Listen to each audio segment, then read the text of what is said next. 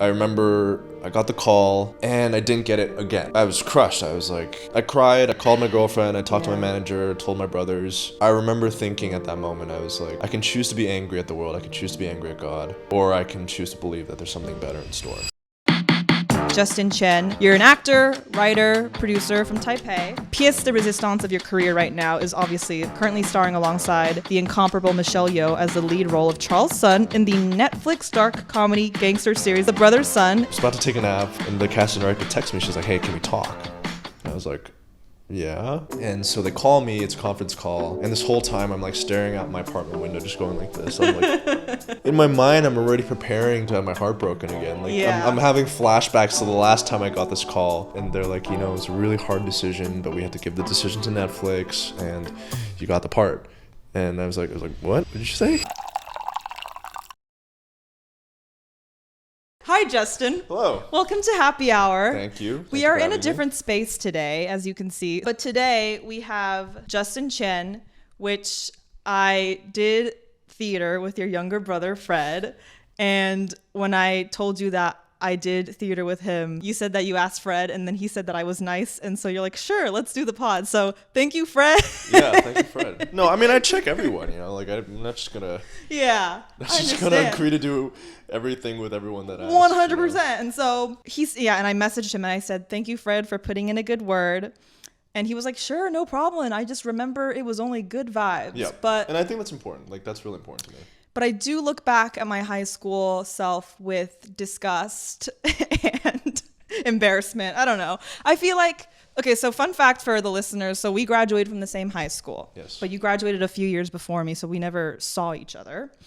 I transferred to that school, Taipei American School, when I was a junior. And for people in the States, your schools are separated from like elementary school, middle school, high school. But for international schools, it's K through 12. So people who are friends there, they've been friends for 10 years. Mm-hmm. Like they were born in neighboring baskets, like when they were born at the hospital. It's like they're that close. So that's why I say I look back at my high school self with so much disgust, because when I went, I was like, I need people to know who I am. And so I was really loud, and I still am, but I just felt like I was really insecure. And so I felt like to mask that insecurity, I just had to be really fun, loud, rambunctious. When Fred says that it was good vibes only, I'm like, he's very good at sugarcoating. No, he keeps it real with me. But that was the same thing for me. I joined Taipei American School in 7th grade and didn't know anybody, definitely wanted to be well liked. So for me, that came out in the form of arrogance. So I wanted to prove myself on like the sports field or with my social circle, and it took some of my close friends to call me out on it, and it was a really good learning lesson. But I definitely felt the same thing. I think it's very, very natural and understandable. Yeah. Okay, well, great. We're glad that we're able to connect, and now let's dive in to who you are. So right now today we have the amazing Justin Chien, Chien Yang. Is that your name? Chien Yang. You're an actor, writer, producer from Taipei, and you got your acting training at USC School of Dramatic Arts. So you got your BFA there. Mm-hmm. You have appeared on stage as well. So you've done both theater and television and film. You've appeared in The Great Leap, which is an LA Times Critics' Choice production, and also Valley of the Heart at the Mark Taper Forum. So these are both in LA. Mm-hmm. And you are also a co-founder of a production company called Rogue Short Pictures. You've written, acted in, produced and directed award-winning short films. And I think the pièce de résistance of your career right now is obviously going to be the bulk of our conversation. You are currently starring alongside the incomparable Michelle Yeoh as the lead role of Charles' son in the Netflix dark comedy gangster series. That is a mouthful. Dark comedy gangster series, The Brother's Son. It's created by Brad Falchuk and Byron Wu, and it's scheduled for release globally. I heard before we start recording, it's going to be next year instead of this year, due to, just studio things. Yeah. So when I was doing research, I remembered, this is a visceral memory, that I saw you in a Colgate commercial in Taiwan. Yes. And I was like, okay, I'm going to find the Colgate commercial, but I can't find it. It's nowhere to be found. Okay, so I know you have it, but I can't find it online. Does that make you feel like happy or just confused? That it can't be found? Yeah. No, I was really proud of it. Okay. It was a very coveted job. I used to go out for so many commercials in Taiwan. That's how those were my first professional jobs in Taiwan. And that one was like the big ticket at the time. Oh, good. So when I booked it, I was like, hell yeah. Yeah. Yeah, no, it's really fun. Yeah, because I wanted to be a bit like sensitive because I know that there are actors who in the past they just don't like to reveal certain commercials they did, and so I was like, No, that's not something I am ashamed to reveal. No, and my mom was in it too, and it was a really good paycheck for Taiwan at the time. I flew from LA to shoot it. I was there for 3 days, and I flew back to finish school. So it was a really So you great were time. still in school? Yeah. I was in my senior year. We were just starting to prepare for our industry showcase. That's the thing that I did hear you talking about in a previous interview. When you were in college, and also all throughout your childhood years, you did a lot of commercials, and especially when you went to USC, it is a conservatory that you're in. It's pretty intensive. Like, you know, you obviously have to be very focused on honing your craft there. And on the side, you also still manage to work and do a lot of gigs. I think that's really interesting because I think a lot of acting conservatories, for example, I went to Chapman. Mm-hmm. And I was a theater major too. I was a BA, not a BFA. But from what I have heard from how our conservatory works is that our professors, they don't encourage people sourcing out like outside gigs while they're in school. What are your 2 cents on that? It was similar at USC. It was really, really strict in terms of auditioning for outside stuff. I mean, it's a tricky thing because I understand their perspective, right? You want your students to be in class. You have to be participating. You have to be present at rehearsals. And I didn't miss class or rehearsals. I mean, I might have missed like 1 or 2. But other than that, my attendance was very, very high. And I didn't miss any rehearsals for sure. But I think if you can start cutting your teeth early, that's important too, because as good as USC's conservatory styled program was, there were a lot of things that they don't prepare you for. There are a lot of things that you have to learn on the fly once you graduate, once you're floundering a little bit, trying to figure out housing, auditioning. So I think for me, having that experience, starting in Taiwan, auditioning for commercials and just being in the room and learning how to relax and develop a presence, it was definitely helpful, but it's not something that I would publicize that I was doing while I was at school. Yeah. When you said that there are certain things that your program prepares you for, and there are certain things that it didn't, what did it not prepare you for? That's a question I get a lot, is like, what was the biggest benefit to going to USC? And I think for me, the biggest benefit was it taught me discipline. If you ask me right now, like, hey, what are the lessons that you learn that you apply on a daily basis? Like, it's hard for me to list them out because it's kind of ingrained in how I approach the job now. Yeah. In terms of things that they didn't teach us how to do, they didn't really teach us how to do our taxes, how to take meetings, how to take general meetings, how to go into the room and present yourself and present your work. The biggest thing that I think I had to learn on my own was developing a strong sense of self. And I guess the simplest way of putting it is discovering your why. And that's something that I've talked about before. They didn't really touch on that because it's such a hard thing to teach. And I think some teachers don't even know what their why was in pursuing this career or even teaching. Were there times where you thought you were a little lost at what your why is? No, while I was at school, I was very focused because I knew what the end point was. I knew the end point was to graduate with flying colors, to secure representation, to find a place, to get a side job, and to put myself in the best position to audition as possible. So in that sense, I had tangible, achievable milestones, which I was constantly working towards. It was where I had a bit of a crisis of identity and purpose and motivation was about a year before I booked The Brother's Son. And that was kind of the moment that I discovered this idea of finding out my why, or why it was important. Yeah. The quitting spirit, I'm not saying that you were quitting, but this is something I learned from my pastor, like the quitting spirit happens when you're really close. And as a creative too, you always feel like you're in a crushing season, but that's when things are about to get really good. It's funny how many breakthroughs happen right after you've reached that point of what you think is your lowest point. Yeah. When did you secure representation? Was that something that your program nurtured in terms of really showcasing your talent to other professionals in the industry? Yeah, so the BFA program that I was in, I don't know how it is now, but we used to have an industry showcase where they would invite managers and agents in Los Angeles, and we used to go to New York too. I don't know if it's the same now, but I signed with my manager my junior year, I want to say November of my junior year. He had seen me in a play of A Midsummer Night's Dream, which was a disaster of a production. Our director was... I think a little misguided in what she wanted to accomplish with the play. The Brock Turner incident had just happened, and she wanted to make A Midsummer Night's Dream about consent. And it was racy, like I was in a leather tank top, and I was one head of a three-headed Oberon. There was a three-headed Titania. People were getting hurt during stunt rehearsals. But we didn't quit. None of us quit. Like, we were like, okay, this show's a hot mess, but we still have to do it, even if one person shows up. And he saw that, and I mean, my performance was fine, but he met with a couple of us, so that's how he found me. What I learned from you as well is that I completely thought you just grew up in Taiwan, but you actually grew up in Hong Kong. Mm-hmm. Can you just tell me a bit more of your formative years in Hong Kong and what that was like for you as a child? Yeah. I went to this school called St. Paul's Co-ed. It sounds like a religious school. Historically religious. I think it had a Catholic base. But it was one of the more rigorous schools in Hong Kong. It was difficult because Cantonese was my second language, and everything was taught in Cantonese.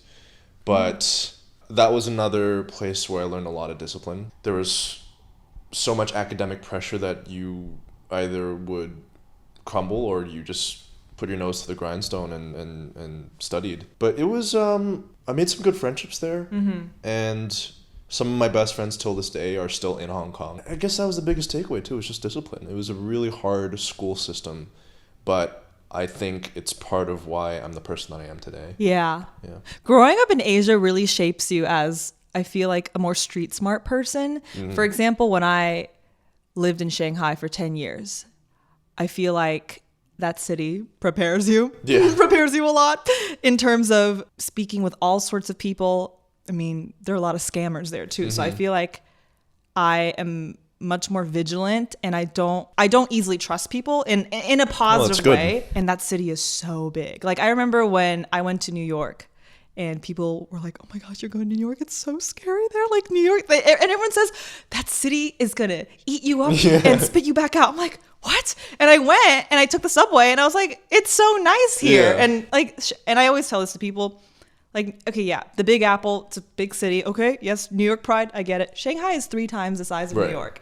So I feel like I'm ready in terms of dealing with a lot of different situations, in terms of being quick from living in Asia. I think that's very important. And I feel like that a very similar sentiment for Hong Kong too. It also is a very jam-packed area where it's like people are shoulder to shoulder, and that shapes you as a person, definitely. As an actor, you talk about you're an incredibly disciplined person, and I could kind of glean that even from your early years as well.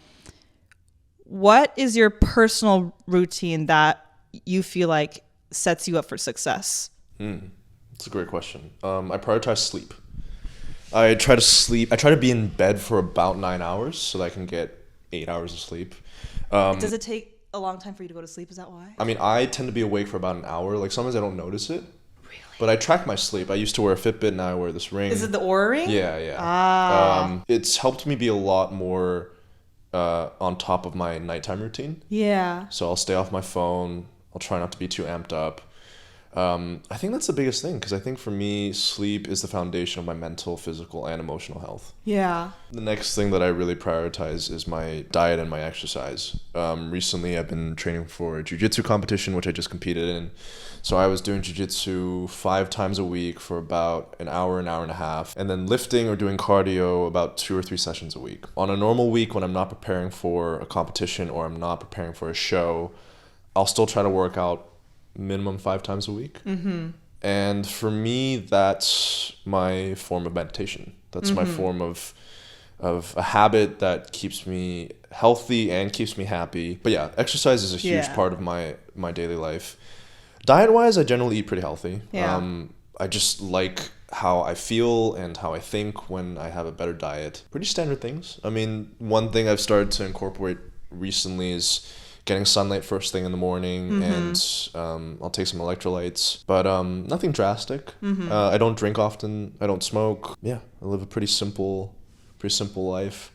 Last year and this year are really the years that I really got into mental health and wellness. Because also I think in Asia, mental health is not talked about. It's not. And I was always the kind of person that always thought, I don't need to focus on my mental health. Like, I'm happy and healthy. There's really no need for me to prioritize it. And it is only, certain events in life that happen where you obviously change your perspective on things. So early this year, after a whole prior year of just confusion of changes happening in my body, and I had cystic acne, just terrible cystic acne, like almost a year ago. It was a lot of just going to doctors, and as a woman going to a gynecologist, it's like the worst pairing ever. And so I found out at the beginning of the year I had PCOS. So I did a sonogram and they found cysts on my ovaries, and it's actually really common amongst women. Okay. Once I started to open up about sharing my story about PCOS, and on the pod too, like a lot of my friends that I've known from college are like, oh yeah, I have that too. So that was affecting your skin? It was affecting my skin. It was affecting my hormones, making my hormones incredibly balanced. It was affecting my weight. It was affecting, I was really fatigued. I'd get maybe 9 hours of sleep. I'd wake up and I'm just exhausted. And I always saw myself, and I am a positive person, but I think it was those certain moments when I was at a low that I was like, oh, I think like I'm actually depressed. Like I would cry myself to sleep a lot. I felt really, really lost. And so I started going through functional medicine. This past year has been a really transformative wellness journey for me. And it's still a very long progress, but I feel like my mindset on mental health has changed so much because of, just a lot of the symptoms that I experienced. And I feel like when it comes to optimizing our hormones, when it comes to optimizing our health, I noticed and learned that a lot of the data that talks about optimizing health are all based off of men. And women are chronically understudied when it comes to optimizing their health. What I'm trying to say is that health and wellness is so important, and you have to find what works for you. Yes. Yeah, I've just really been able to learn more about like what has served my body better. It's like, do I want to be running on the treadmill for an hour every day? Like, no. Right. Like, no, a lot of people don't enjoy that. You definitely, in terms of exercise, you have to do what you enjoy doing the most. So for me, a lot of the times it was martial arts. But how's your sleep? My sleep has...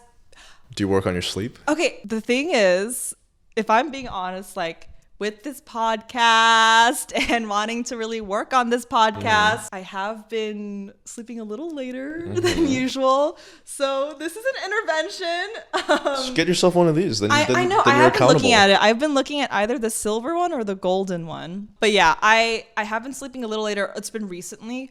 I do try to get between 6 to 8 hours because I'm the type of person that I like to exercise first thing in the morning, but it's been a little harder recently because I've gone a bit busier recently too. So yeah, I think I have a lot of different things I'm trying to juggle around in terms of work and balancing this passion project, which obviously I'm not getting paid for, but I feel so strongly to continue this. Okay, I want to talk about your parents because as an actor, obviously, and being Asian, you have these discussions with your family. Yep. And when I was listening to a previous interview that you did, you said that your parents would do these Plan B talks with you. Can you give me some insight on what those Plan B talks were about? Sure. Also, I guess I appreciate you doing your research. It's very nice to hear. So that's good. When I first told them that I wanted to be an actor, what was that in high school? Yeah, in high school. I think they were like, they acknowledged it, but they didn't really take it too seriously. The first time they saw me on TV, which was for a commercial, which was actually for a Coca-Cola commercial with this Taiwanese band called Mayday.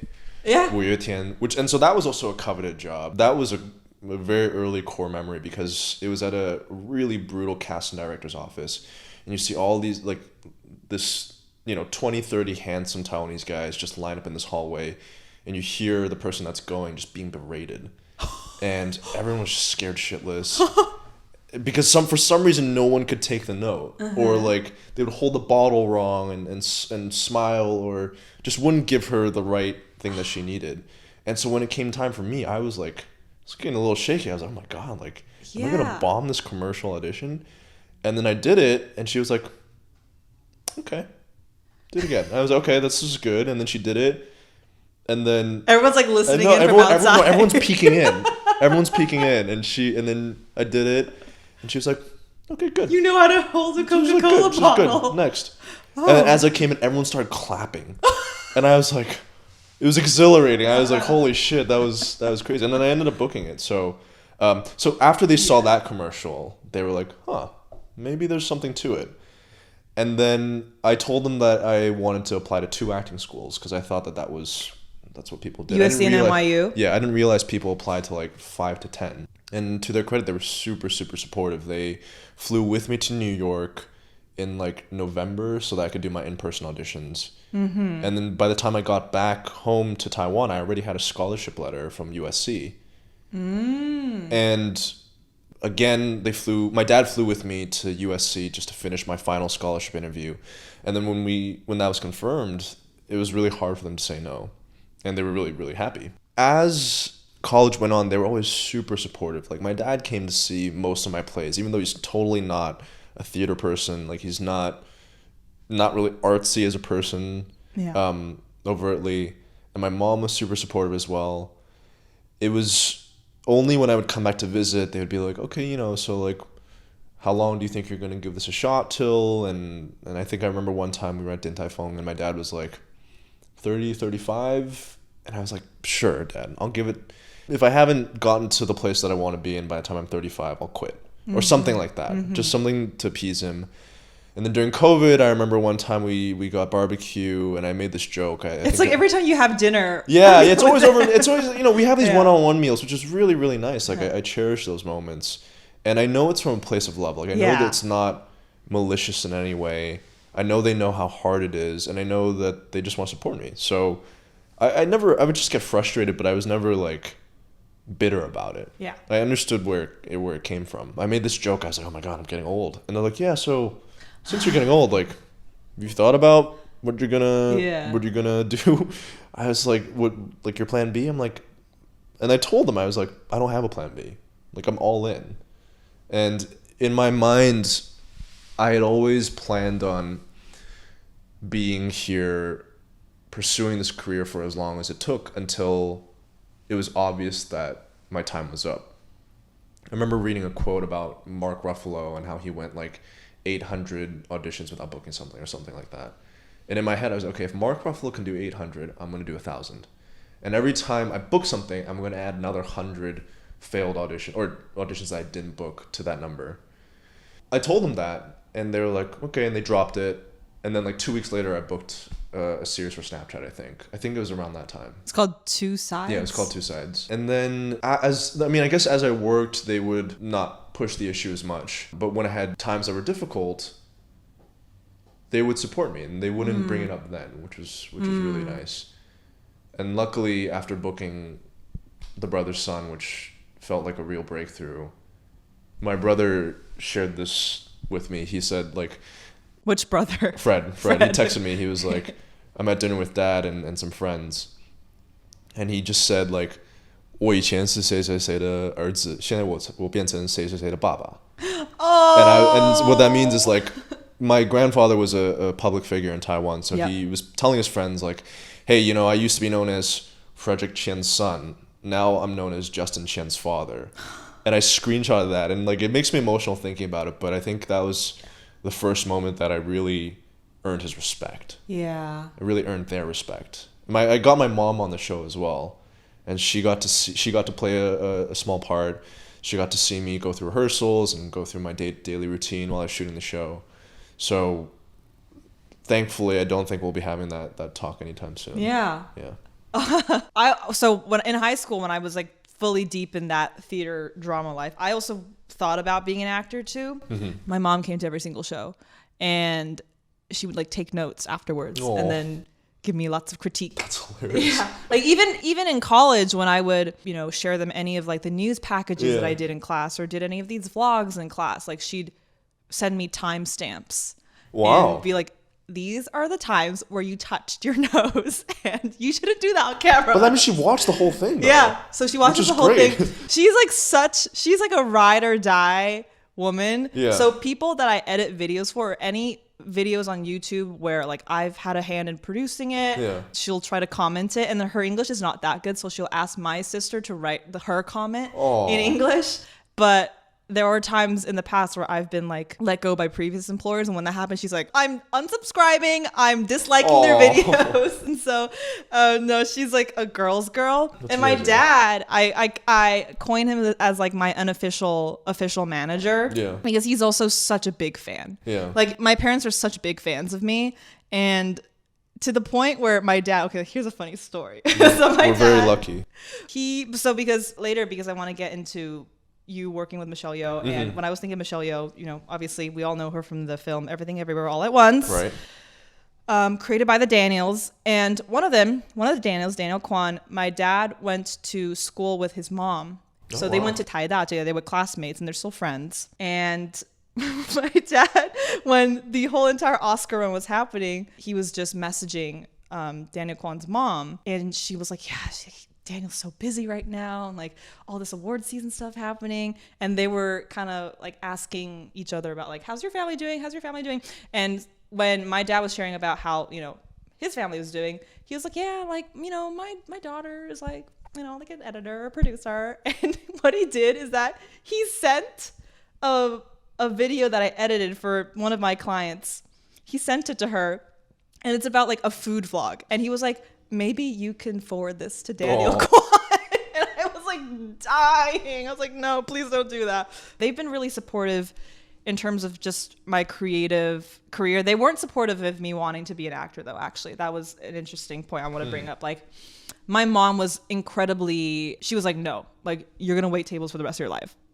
And I'm not an arguer, but one time she did like yell at me and was like, this is not going to happen. And so, and also I think deep inside, also for me, I could never defy my parents, and B, in combination with that, I just didn't want it that much, Yeah. And I think that's probably why I'm not there. And thankfully, that still allowed me to branch off into something that's still creative. Right. I've loved being behind the camera and, editing and producing. So my parents, I always understand where they came from. They're always coming out from a place of love. Yeah. And in general, like when I have had moments where, like, for example, I was at Jubilee. I'll say their name. Like, they're not going to come at me. But I directed an original food pilot, and it was completely my idea. And the budget was really low for 2 episodes. It was like $3,500. And I was also co-hosting it too, because I also have a broadcast background. So I was co-hosting it. I was like doing the most, and during the editing phase, like I thought everything was coming together. And one day I was like pulled into this virtual meeting. Thank God it was a Google meeting. Like if it were in person, I would have just like have sunken into the sofa.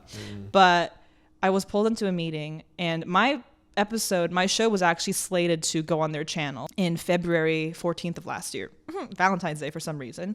And the creative director was like, so we've decided to pull the plug on your show, and so technically today's your last day. And I was like on the call, and I like to keep my emotions, I like to be very level-headed, and I feel like what I've learned from my dad is that even when you are being wronged, you still say like, thank you for the opportunity, and like and take the high road. Yeah. And so I was like, thank you so much for giving me this opportunity. And there were like a couple people in the call too. And so I was like, okay, put it together. And so when I hung up, I was like, dead. But it was that moment where I called my family. Like, I didn't even want to come out of my room because I live with 2 other roommates. And I was like, I don't even want to see their faces right now. And then that night I like booked a sauna session. I was like, I just want to cry in a sauna right now. And I called my parents, and they were just really loving, because I know a lot of friends who maybe when they're in a rut, their parents like find it a teachable moment. Yeah. And they're like, this is a test, like right now. obviously I think everything happens for a reason, but I think it's just the delivery of how my parents teach things. Yeah. It's just, they're so artful at it. That's great. And I'm really glad that, you know, during moments of not failure, but just seasons that don't quite work in your favor, that your parents are skilled communicators, and, you know, they were still willing to like just support you, not just for your career, but you presently in that process. Yeah.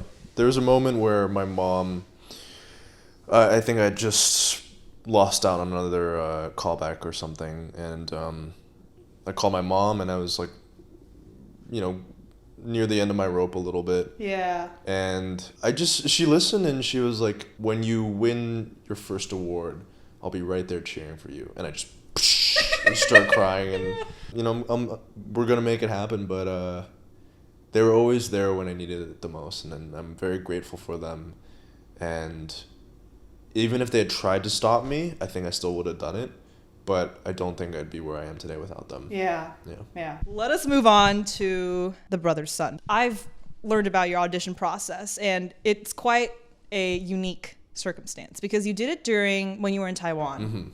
And you said that it was like a 7 to 8 week long audition process where you were in Taiwan. So obviously there are time zones, and you would wake up at 5 a.m., try to wake yourself up, and then do the audition at like 6 or 7 a.m. I completely can empathize because I finished my last year of college in Taiwan too. And like I'd wake up at like 12 a.m. and but I wasn't doing it every day, so.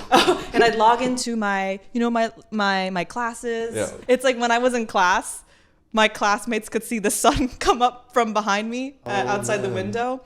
But for anyone to have to even go through that, that's really tough. So yeah, tell me a bit more about how that entire process worked out and the moment when you heard that you had received the part. Sure. So, I mean, I'll start a little bit before that because it kind of sets it up. So there was this project that I went out for 6 months before The Brother's Son. So the first audition I got for The Brother's Son was, it's actually The Brother's Swin, right? Because it's Swin. Okay. I think we're just calling it The Brother's Son just because it's easier here. 6 months ago, I had this audition for a project that I thought I was, you know, a slam dunk for. I read the character description. I'm like, this is me. I thought I nailed the audition and didn't hear anything back. I knew that they had done callbacks, and I was annoyed because I was like, I know I'm right for this. So when I went back to Taiwan in December, I had to quarantine for 2 weeks. I was in this like janky hotel. I couldn't open the window because I think it was locked, or it was like right outside an air vent. And I think on the third or fourth day, I get an email saying, hey, you have a chemistry read. Actually, it was a test for this role. It's in 3 days. Can you be ready for it? And I was like, yeah, of course. And I knew it because I was like, when I got that email, I was like, I knew I was right for this part. There's no way that they don't call me back. And evidently they went through a process, and then they decided to have me test for it, which means I was like one of like 3 or something like that. And as part of this test, you get the contract. You have to negotiate your contract first before you can do this test audition. On pay or? Yeah, everything. Pay, usage, all of it. So I saw like the dollar amount. It's going to be a lot of money, but you know, that's whatever. We closed the deal. I did the audition. I thought I nailed it. And that's the closest I had ever been. Yeah. I never had a test deal before. And it was a good part. Like it was a part that I would have been happy and excited to do. And they have to get back to you in 5 days. Most auditions you don't hear back from. But this one, they had to tell me an answer one way or another. And I remember I got the call. I couldn't sleep for those 5 days, obviously, because I was like, your sleep was terrible. Your ordering was acting off. I was like, this could be a real breakthrough. Yeah. And I didn't get it again. And I was crushed. I was like, I cried. I called my girlfriend. I talked to my manager, told my brothers. I remember thinking at that moment, I was like, I can choose to be angry at the world. I can choose to be angry at God. Or I can choose to believe that there's something better in store. So I gave myself a few days to like feel those emotions. And then I was like, you know what? It's fine. I gave it everything I had. I'm going to go enjoy my time with my family. And then a month later, I get the audition for The Brother's Son. And I read the character description. I'm like, this is me. I got chills because I remember the moment I got it. I was like, just from what it sounded like it was going to be and what they wanted to do and the character, I was just so incredibly excited for it. But I didn't want to get so excited that if it didn't work out, I'd be just as crushed as I was last time. Yeah. Right. So I kept my emotions in check as much as I could, but I worked just as hard on that one as I do on every other audition, no matter the size of the role. And when it came time to film it, I had a really great partner, this actress in Taiwan. We did like 4 or 5 takes and that was it. It was a long scene, but I just remember being so at peace because after that experience that I just had, I was like, this is what I am. Mm-hmm. This is what I can bring. If you don't want it, that's fine. Like, this is all I have to offer. And I remember being able to maximize the capacity of my performance and my take on the character in that audition, that when I finished those takes, it was a very easy process. Sometimes I can get a little neurotic about picking the right take or doing takes over and over again. But when I had finished it, I was like, this is it.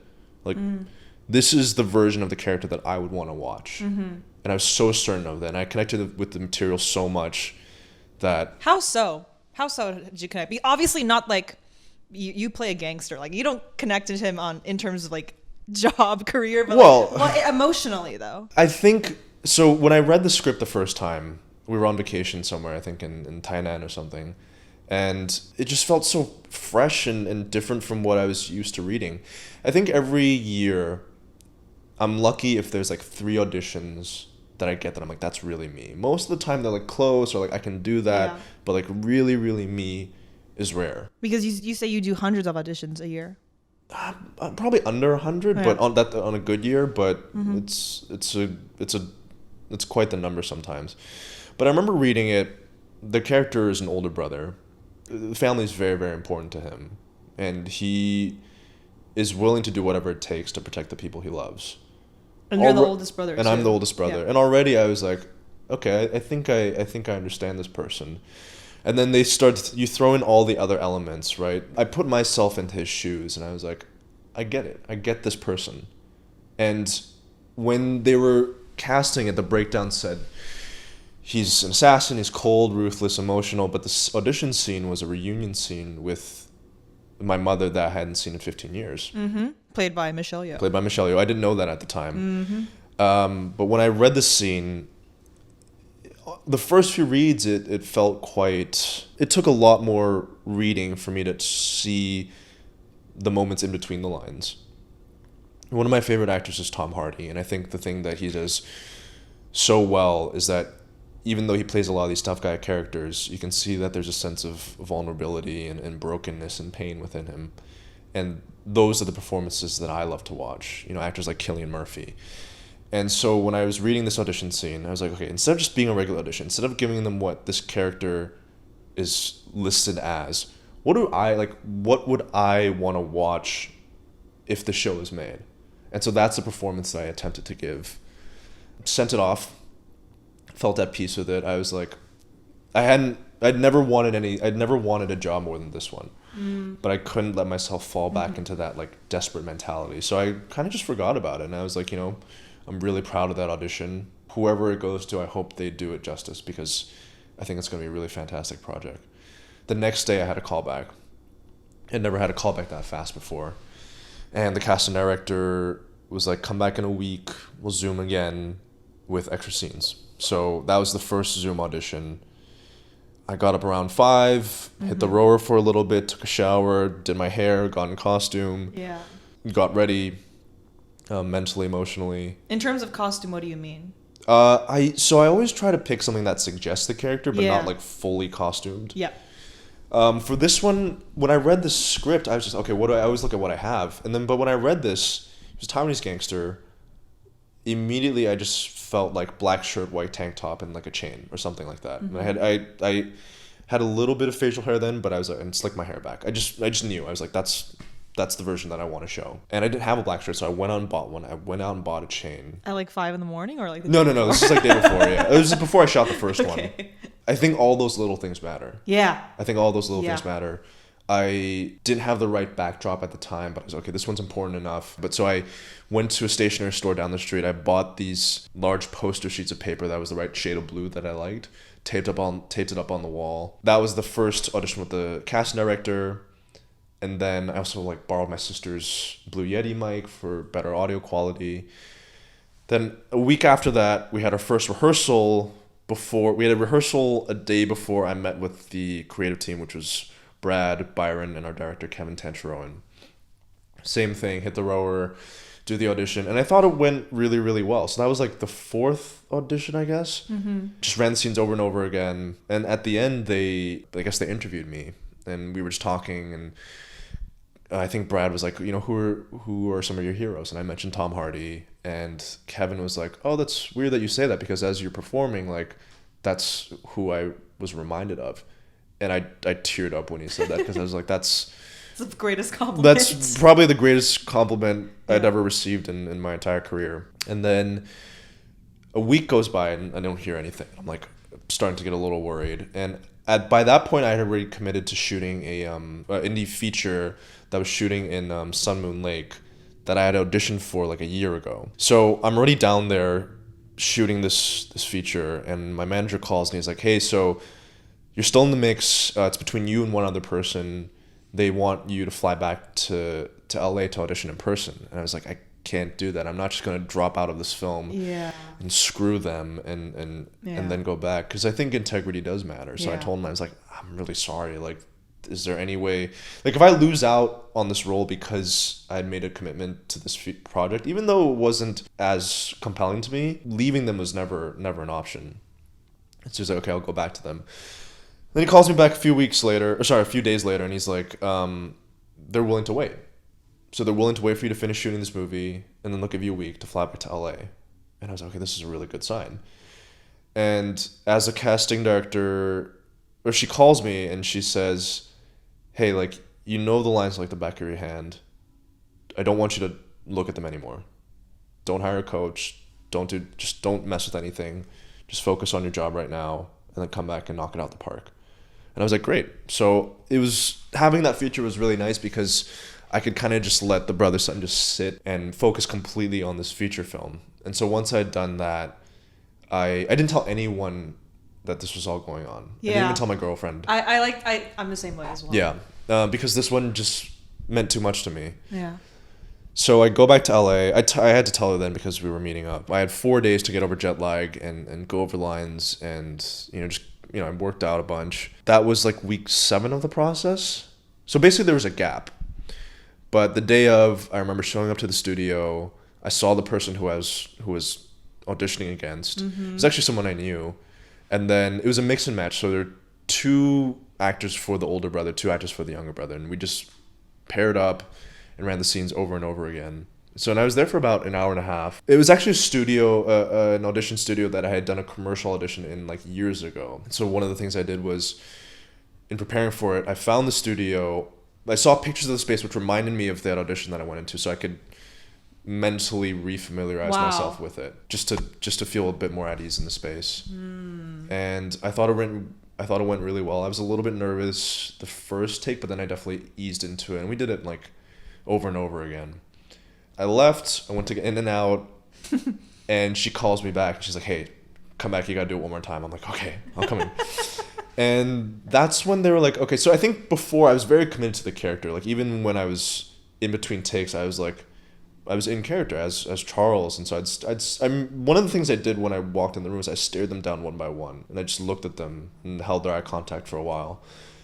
So the note when I came back was like, they were like, hey, you know what, just drop the character, drop the story circumstances, just talk to him like he's your friend, or like he's your brother and your friend. And it was a really complete pivot. But luckily, at the start of COVID, I had spent 2 weeks with Fred quarantined in Linkou, which is this at our grandparents' place outside of Taipei. And it was really weird because we didn't know what this whole COVID situation was going to be like, but we really bonded, and we had a lot of good talks and just hung out. And that was something that was really easy to draw from. Yeah. So I had the essence of that memory in mind, and did the scene and improvised and let go of all the previous choices I made. And it was a really big fuck it moment, because I couldn't afford to be afraid of taking a risk at that point. So I just did. And after that finished, I left the room. The casting director gave me a hug. She's like, you gave it everything you had. And on the way back home, I was emotional because I was like, if I don't get this, it wouldn't be because I didn't give it everything I had. Like, that's the maximum of my ability. I know I'll get better, but in this moment of time, I'd given it everything I had. So that was a Friday, I think. The weekend passes. On Monday, my manager calls and he said the creative team wasn't unanimous, so they're going to give the decision to Netflix. And I was like, And this is just 2022, right? To give context on the timeline. This is 2022, correct? Yeah, this was, oh God, when was it? March? Was it March? Yeah, March of 2022. So on Tuesday, I go to see the new Batman, and I get home. I'm just about to take a nap, and the casting director texts me. She's like, "Hey, can we talk?" And I was like, "Yeah." Like, and she's like punking you. Yeah, no, that's never a good sign, right? Can we talk? And she says, "Byron and Kevin just want to explain themselves to you."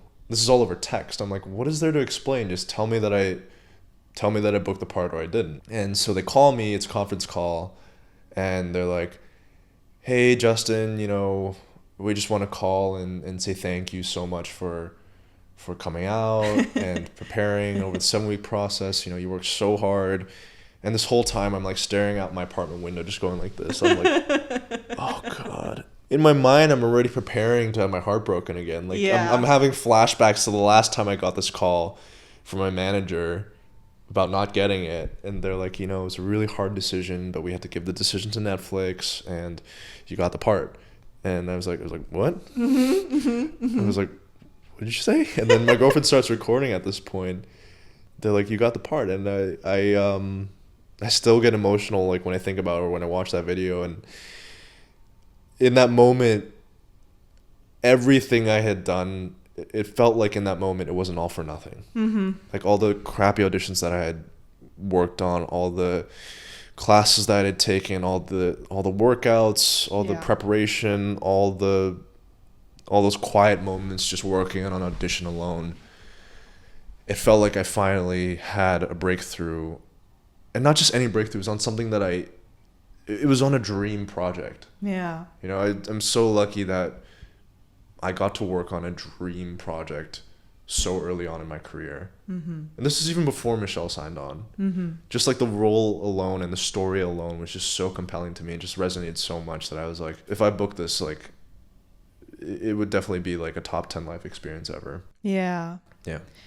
And hearing about how you meticulously prepared for those auditions, finding the right costume, going to a stationery store to find the right shade of blue as a backdrop. Those are very nuanced habits and skills that you just never know are going to pay off in the future. Okay, well, let's talk about the plot. So the brothers Sun. Yes. So it is set in Taipei. It follows you. You play a gangster. You play a character called Charles Sun. Your father gets killed by this unnamed assassin. So you return to LA to protect your mom, played by Michelle Yeoh. It's an 8-part series featuring an all-Asian writer's room. Is it an all-Asian cast or an almost all-Asian cast? It's an all-Asian lead cast. Lead cast. Yeah, series regular roles. Your role, obviously, it's very important because you star the titular role, but also you speak the most Mandarin in that show. And I think a lot of third culture kids like us can relate to how you know different languages, but you're not perfect. Are you like where are your parents from? Taiwan. Oh, okay. Yeah. Cho? Huh? Cho, your last name's Cho? Yes, it's Cantonese. Oh. My grandpa's Cantonese, so he grew up in Guangdong. Oh, okay. But I don't speak Cantonese. Okay. I didn't grow up in a Canton-speaking province, but people think I'm Korean. Oh, Cho. I'm deceivingly Korean, but I'm not. People think my brother looks Korean too. So, for example, I think all my thoughts are in English. Yeah. And speaking Mandarin, like, I'm fluent in it, but it's not like I can speak like a local, Sure. And I think you probably would relate to that. So helming a role that requires heavy Mandarin speaking, like, how did you prepare for that? One of the smartest things I've ever done in my life was at the start of COVID, I found a Mandarin tutor. And my Mandarin was already fluent, but at the start of, we didn't have anything else to do. So I was like, all right, you know what? Maybe I should work on my Mandarin. Yeah. It'll probably come in handy one day. And prior to COVID, I'd had a lot of auditions in Mandarin. One time I had an audition for a role on Mr. Robot, which was entirely in Mandarin. And it's something that I had been tested on many, many times. So I found this tutor on a website, and she was like, "Oh, your Mandarin's great." I was like, "Yeah, but I want to make it even better. Like, I want to get as close to local sounding, whether it be a character from Taiwan or wherever. I just want to get that accent as close to as perfect as possible, because when you're performing, you have that added pressure. You're not thinking. You may or may not be thinking in that language. I just want to drill it as much as possible. So I started my preparation for this role 2 years ago. Something I should have mentioned was that first round audition, they wanted 2 takes of the same scene, like 2 different takes. But I could tell it was supposed to be in Mandarin because the text was italicized. So I just threw in a third take of just it completely in Mandarin, just to be like, when it comes time for the callback, just so you know I can do it. So she really helped me work on a lot of the specific accent things, especially for like cuss words or things that were said more commonly in Taipei. But when I had to do scenes with, for example, the actor that played my father, Ko Se-shun, who's well-established Taiwanese actor, I definitely want to be able to hold my own. So I worked really, really hard on those lines. I mean, it got to a point where I could read that scene backwards. Like, that's how well I'd like to know my scenes. Ideally, if I have the time, is to be able to memorize it, but also be able to say my lines in reverse order. Apart from that, I watched a lot of Taiwanese gangster movies. I watched, one of my favorites is this movie called Yangguang Pu Zao, which is a sun on Netflix. And then I watched a bunch of the Gatao movies, rewatched Infernal Affairs, all those things to help get my accent as close to how it would be in real life as it was in the show. And obviously we took creative liberties.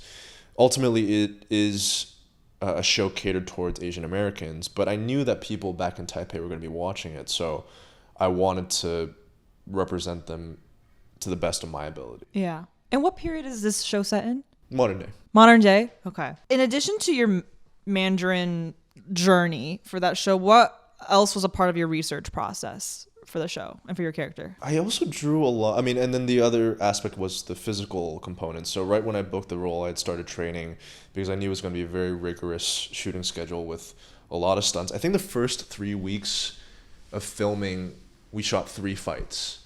And each fight was like 2 days or something like that. So it was really, really intense because you're doing take after take of like maximum effort, maximum speed, but you also have to be precise. So I had to get very, very fit and very, very mobile, precise and flexible. I mean, I was in good shape, but to be in fight shape is entirely different. So in preparation, I was training 10, 11 sessions a week. Wow. So like 2 a day. Some were 2 a days, yeah. So of stunt training and then weight training in the afternoon. I was eating a lot. I was trying to bulk up. So I started the show at 157 and I went up to 169 at my heaviest. And then for the scenes where I have to take my shirt off, I dropped down to 153, which is also the lightest I'd ever been. So that was a really interesting process too, like learning how to do it in a safe but also healthy manner. The other thing I did was I drew a lot from my own experiences. So when I was preparing for this role, or even, I mean, really while I was preparing for the audition, I was like, it'd be kind of a radical idea to be myself. Because I think that's ultimately, like, I don't want to play myself in every character I do, but how much of myself can I bring to this to make this character come to life as much as possible? Yeah, so I drew from things like my relationship with my father, my relationship with my brothers, my relationship with my mother, and real life experiences that I had lived through in preparation for this, because I didn't rely on these experiences while I was performing, but they were a really good jumping off point for me to build the memories that I had as a character. So it was kind of a combination of both those things. Yeah. How is it like having Michelle play your mother? It was wild. It was surreal. I mean, it still blows my mind till this day. The first day I met her was at a meal that she was hosting, and she had a cap on and these big glasses. She walked by me, and I was like, I was like a little awkward. I was like, "Hi, Michelle," and she was like, she looked at me. She looked me up and down, and she's like, and she like nodded. I'm like, I think she just sized me up a little bit. I think she just like. And I later found out that she had approval. Like, she had a say in me booking that part. She had a say in, like, I think almost everyone that was eventually cast. the more time I spent with her, the more I was just in awe of her. She's, I can call her a friend now. We text from time to time. She's kind. She's patient. She's a good actor. She does her work. She's always present. She's also a martial arts legend. Yeah, as yeah. Well. And that. I mean, I don't want to give any spoilers, but she was always giving me tips, and we just trade stories here and there. And the first scene that we shared together was that audition scene that I knew like the back of my hand. Mm-hmm. And so when it came time to actually perform with her, we were in this we were in the studio lot, and we were in a house that they had built. The way it worked for us was because the house was too small for the entire crew to fit in it. We would all jam into there to watch the first few rehearsals, and then everyone would come out, and then they could set up. But it was like I was doing theater with Michelle Yeoh, and I wasn't nervous because I was like, I know what to do. I'm going to bring it. I'm going to be present. And it went great. I mean, she just feels like a friend, a big sister, like a second mother. She's always accommodating. And I think she deserves every good thing that's coming her way. Yeah. And I know that a lot of people, whenever they want to bring light on the work that you've done with the show, they're always like, how's it like working with Michelle Yeoh? So yes, we did talk about that question, but I'd also like for you to spot like your cast members, because they also put in a lot of work as well. And Byron Wu too, because I believe this is his first producing credit. So what do you think sets him apart? Byron? As creative people. Oh man. Well, I mean, he came up with this idea, so I think that's one of the first things. Byron was a great guy. He was a really good collaborator, and I knew he was one of the people that wanted me for the role, and so I'll always be grateful to him for that. He was a really good listener. He always took my opinions to heart. He would make the adjustments on some, he would push back on others, but I always felt like I had his support in my performance, in offset things. I'm lucky to have met him and lucky to have been able to work with him, and I hope to work with him, continually as our careers go on. Yeah. I have to talk about Sam. The first time I saw him, so we actually came in for a rehearsal the day before. The first time I saw him and I heard him talk and I laid eyes on him, I was like, oh no. Because he was like taller than me. And he saw me and he was like, oh no. And we were like, oh, I was like, oh, like this is not going to go well. But when it came time to perform, he was really there. In that audition, he was really there. And when you have a scene partner that's really present, that you can see it in their eyes that they believe that they're in the scene with you, it just makes everything easier. So that audition went great. And, I had a great time working with him throughout the entire process. He plays the younger brother? He plays the younger brother, yeah. I mean, usually the younger siblings are taller, though. Yeah, I mean, mine are, so I guess that was fine. But, it's just, at the time I was... The other actor was significantly shorter, but I think from what I've heard, the chemistry that we have, it sells and it works. So I'm grateful for that. But yeah, I mean we made some really wild memories on that production. I remember like on the second week of filming, we had to like run through an explosion together while he's like helping me through it. That was wild. Yeah, I couldn't have done it without him, Yeah. The actress that played a character in the show, her name's Heidi Kwan. She was excellent to work with. Our characters have an arc together, and she was always super prepared and calm, and I knew every day I showed up to work with her, it was going to be a good day. Right after when you wrapped, what has life been like? Is it time for rest, or is it let's go to the next thing ASAP? Well, ideally, I'd like to be the next thing, not ASAP, but after I'd rested, but life hasn't worked out exactly according to that plan. I mean, we wrapped almost 9-10 months ago. Yeah. We started production June 20th of last year. I mean, life's been good. Life's been really good. I'm really fortunate to have been able to work on something that I'm so proud of. I'm very fortunate to not have to worry about making rent the next month. I'm really fortunate to have good friends and good people in my life. I'm healthy. I'd love to be working soon, and I'm really excited about the projects that I have lined up, but the time right after to rest and recover was definitely necessary. Yeah. And I'm just excited to see it. So yeah. To answer your question, life's been good. It doesn't feel that different day to day than it did before, because prior to booking the show, my day to day was get a good night's sleep, work out, tape an audition, work on something creative, and do something fun. It's a pretty simple life. I'm pretty lucky that's how things are now. I'm hoping that when the show comes out, it'll open more doors. But life's been good. So recently, after the show ended, you were able to attend the Gold House Gala, whatever, however you want to pronounce it, in conjunction with Netflix Golden. How was it like being in that space where a lot of actors, Asian actors that you looked up to, recognized from media, were also holding space in that area? It was really cool. It was honestly a very fulfilling experience in the sense that I knew about the event before. I knew about a lot of these actors and public figures, and to be invited as a guest of Netflix, where we actually got to go on stage and do the whole shebang. That part was that part was very satisfying. However, everything else about it was, I think the saying "all that glitters is not gold" comes to mind. And it's literally called Gold House Co. Yeah, That's so funny. But everyone was really nice. Like the event was very well run. It was really nice to catch up with industry friends or people that I hadn't seen in a long time. But I don't know, I just couldn't help but think this isn't real life, Like a lot of the time people think that this industry is very, very glamorous and glitzy. And of course it can be at times, but Just smoke and mirrors.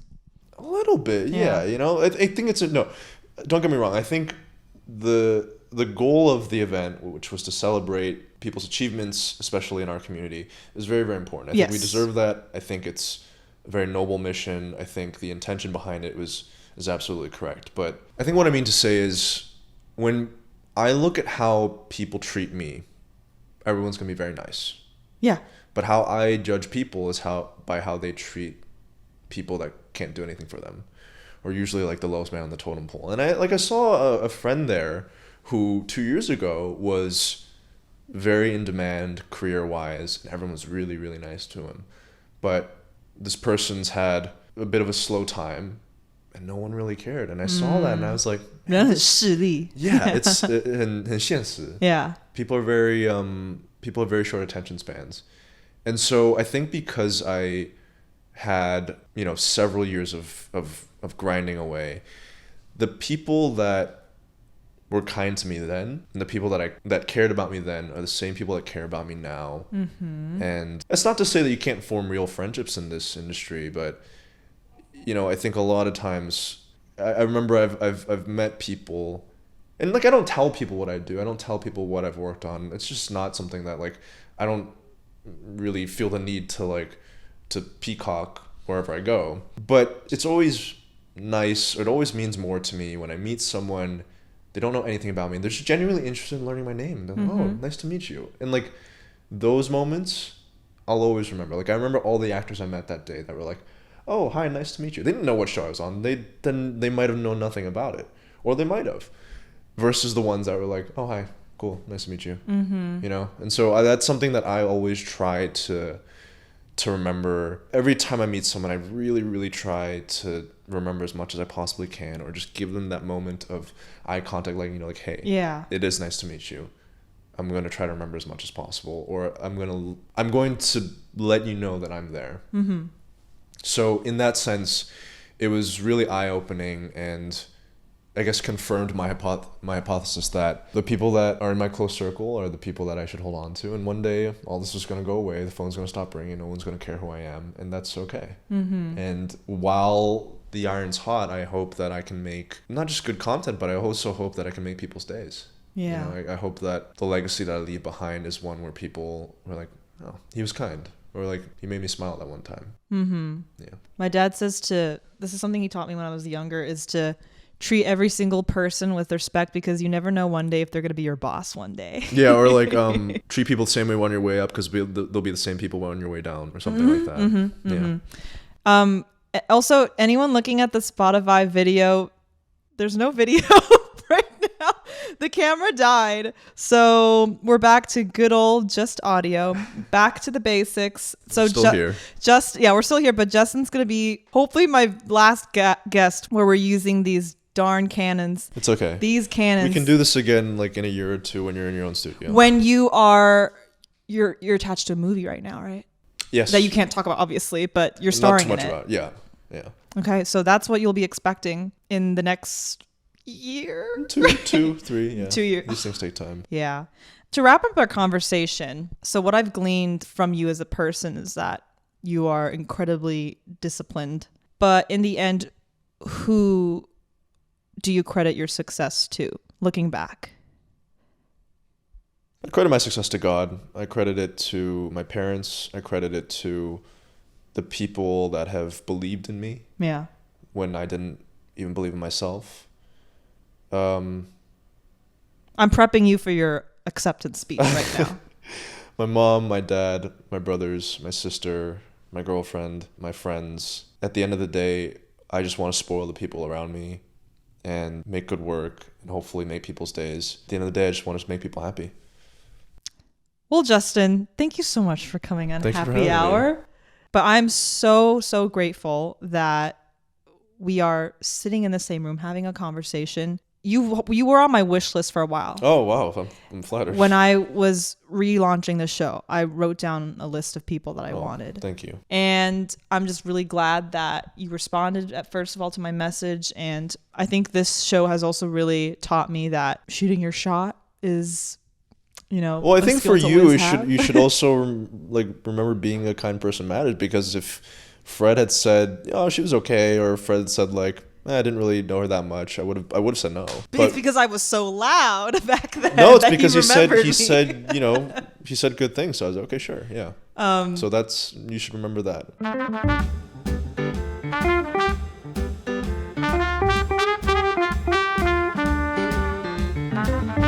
Hello, it's Melissa. I hope you enjoyed this episode as much as I did. I just wanted to pop in and remind you to follow the podcast if you haven't yet. Our podcast actually quadrupled in size over the past month thanks to you all. So if you've been listening and you haven't followed the podcast yet, be sure to click that follow button on wherever you listen to your pods and leave a review. That is one of the best ways to get the show out there. But thank you so much for your listenerships. Thank you so much for your support. And I promise you, as you continue along this happy hour journey with me, I will do everything in my power. I will use every single ounce of my skills and my energy to bring you the best episodes that I can. So thank you so much for listening, and I'll see you in the next episode. Bye!